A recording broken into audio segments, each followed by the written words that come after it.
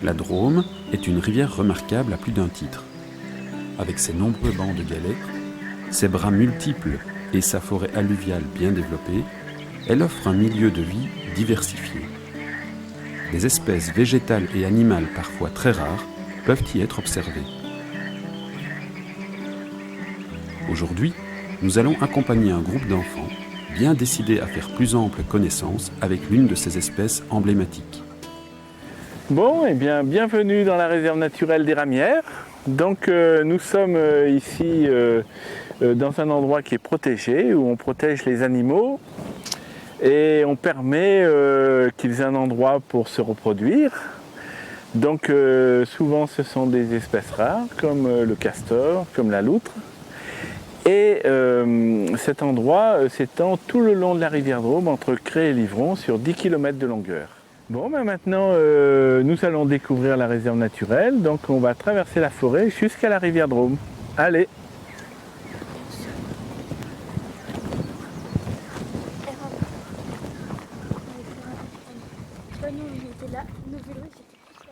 Pour arriver au bord de la rivière, les enfants et leurs guides empruntent le sentier du Castor, itinéraire pédagogique qui traverse la forêt des Ramières. Ce massif forestier est une forêt alluviale naturelle en constante évolution. On y recense plus de 100 espèces d'arbres avec beaucoup de peupliers, mais aussi des érables, des saules et des frênes. Ce sont les peupliers qui sont à l'origine de cette forêt. En effet, cet arbre est le premier à coloniser les bancs de galets nouvellement formés par les crues de la rivière. Plus tard, d'autres espèces d'arbres s'installeront à leur tour et la forêt évoluera progressivement. On peut peut-être voir un castor, eh bien oui, parce que... Et tu peux caresser peut-être, mais on ne peut pas. Ah, caresser un castor, ben ça, moi, j'ai jamais fait ça. Mais peut-être qu'on va arriver à le voir. Donc là, si vous voyez des choses laissées par les castors, vous me le dites. Hein. Alors, il y a un arbre qui est tombé, oui. C'est un arbre qui a été... c'est le chantier du castor, non? rongé. Et là, regardez, on trouve des copeaux.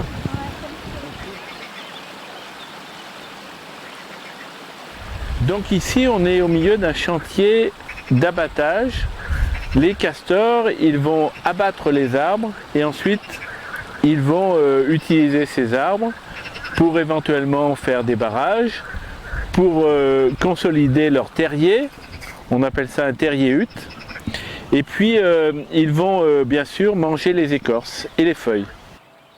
Pourquoi ils les emmènent au bord de l'eau? Parce que le castor, il a besoin d'être en sécurité. Et c'est uniquement au bord de l'eau qu'il est vraiment en sécurité. Il ne va pas s'aventurer en pleine forêt à plusieurs centaines de mètres de la rivière. Il ne s'éloigne jamais de l'eau parce que c'est au bord de l'eau qu'il se sent en sécurité. Et l'entrée de son terrier, il est rare qu'on la trouve parce que l'entrée est sous l'eau. Hein, on ne trouve pas des entrées comme ça de terriers qui sont visibles. Sa maison, Et sa maison, c'est le terrier, oui. Alors, chez nous, c'est le terrier. Vous avez peut-être vu des films qui parlent des castors du Canada, où ils font des grosses huttes et tout ça. Chez nous, ils font plutôt des terriers-huttes. Ils font jamais des grandes huttes. Pourquoi? Parce qu'au bord de la Drôme, les terriers ou les terriers-huttes sont souvent dérangés par les crues de la rivière. Donc il ne pourrait pas y avoir une grosse construction qui tienne plusieurs années comme ça. Voilà. Oui, tu as une question? Est-ce que ça c'est un toboggan de castor? Ah oui, tout à fait. Donc là, le castor, tu vois, il est dans l'eau et puis il monte son toboggan pour venir couper des arbres. Et ensuite, il va traîner les branches au retour. Et donc effectivement, c'est un passage du castor, tout à fait. On appelle ça un toboggan. Oui. Et là, on voit en face, il a des réfectoires. C'est-à-dire qu'il a rassemblé ses branches et il va les manger au bord de l'eau. Voilà.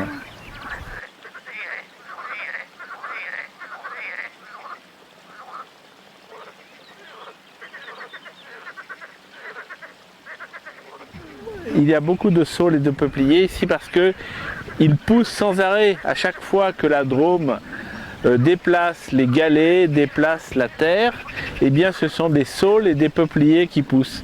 La nourriture était limitée pour les castors ici. Et c'est pour cette raison que dans les ramières, il y a beaucoup de castors. On a à peu près 20 familles de castors dans la réserve naturelle ici. Combien de castors? Alors ça fait, en général, il y a 2 adultes et des jeunes, donc 2-3 jeunes à peu près. Hein, donc ça veut dire que dans la réserve, hein, on multiplie 20 par 5 et ça nous fait à peu près, ça nous fait une centaine de castors. Donc il y a une centaine de castors dans la réserve naturelle. C'est tout à fait extraordinaire.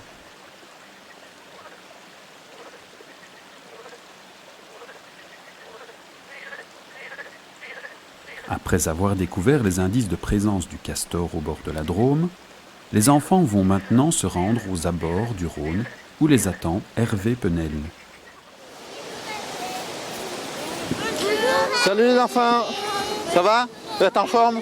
Oui. Oui. Et ce matin, ça s'est bien passé? Oui. Vous avez vu quoi? Vous avez vu des castors? Non.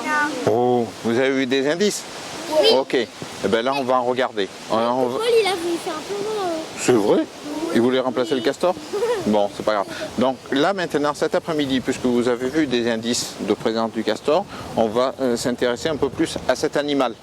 Hein? Donc le castor, c'est un animal qui est vieux de 5 millions d'années. Très vieux. Hein? Avant l'homme. L'homme est à 3 millions d'années. Donc il est plus vieux que nous et il est encore là.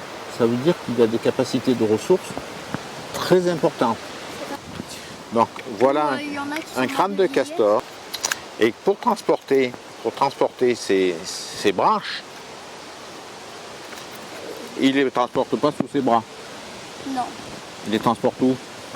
Voilà, là, par cette espèce de trou. Et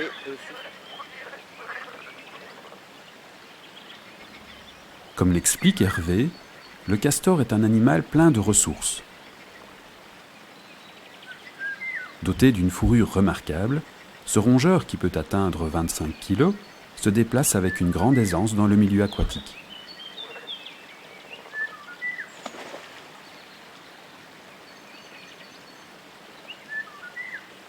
Pour cela, il utilise à la fois sa queue aplatie et ses pattes postérieures qui sont palmées. Les pattes avant assurent les manipulations délicates. Et à ce moment-là, ça lui permet de tenir ses baguettes vraiment comme ça.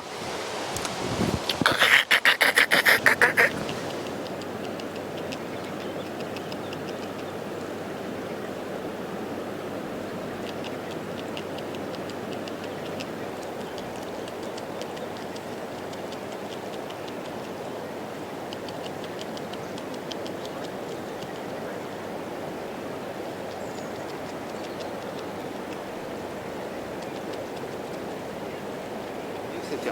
Là, par exemple, en face de vous, vous avez ces maisons. Vous voyez? Il fait un trou, il creuse avec ses pattes, ses petites mains, il les creuse. Et puis, il se fait un trou, une cavité dans la berge. Et c'est là qu'il dort, toujours au sec. Si jamais ça s'écroule, parce que le ruisseau il est monté, parce que la berge elle n'est pas bonne, etc. Ça s'écroule. Et à ce moment-là, monsieur du castor, il n'aime pas les courants d'air, et il va chercher des morceaux de bois qu'il aura au préalablement coupés, qu'il aura au préalablement écorcés pour s'en nourrir. Et à ce moment-là, il va s'en faire un toit. Et au fil du temps, le toit va se végétaliser, il y a de la terre qui va arriver, il y a une inondation qui va arriver, ça va recouvrir le tas de branches, il y a des plantes qui vont y pousser dessus, voilà, et on arrivera à ça. À certains endroits, là où la largeur du cours d'eau est plus faible, il est également possible d'observer de petits barrages réalisés par le castor. L'accumulation de branchages permet de maintenir en amont une hauteur d'eau suffisante pour que l'entrée du terrier hutte reste toujours immergée.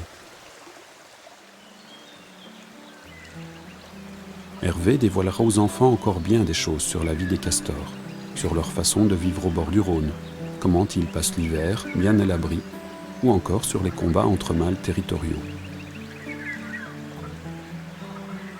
Et même si les enfants n'ont finalement pas eu la chance de l'apercevoir au cours de cette journée, ils en savent maintenant un peu plus sur cet habitant discret des ramières de la Drôme et du Rhône.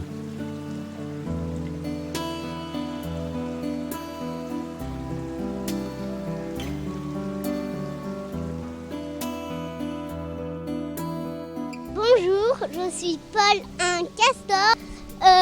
J'aimerais bien donner à manger à un castor et la journée elle s'est bien pas passée. Et j'ai retenu que aussi il y avait on devait pas tuer les castors. Et ben moi, si j'étais un castor, j'aimerais que les hommes coupent moins les peupliers et les quoi déjà? Bonjour, quand je serai grande, j'adorerai les castors. Si j'étais un castor, je mangerais des peupliers et des saules. J'aimerais bien que les gens fassent plus attention aux berges des rivières où il y a les castors qui y vivent parce que, par exemple, même là, il y a plein de déchets par terre. Si j'étais un castor, j'aimerais que les hommes abattent moins les peupliers et les saules.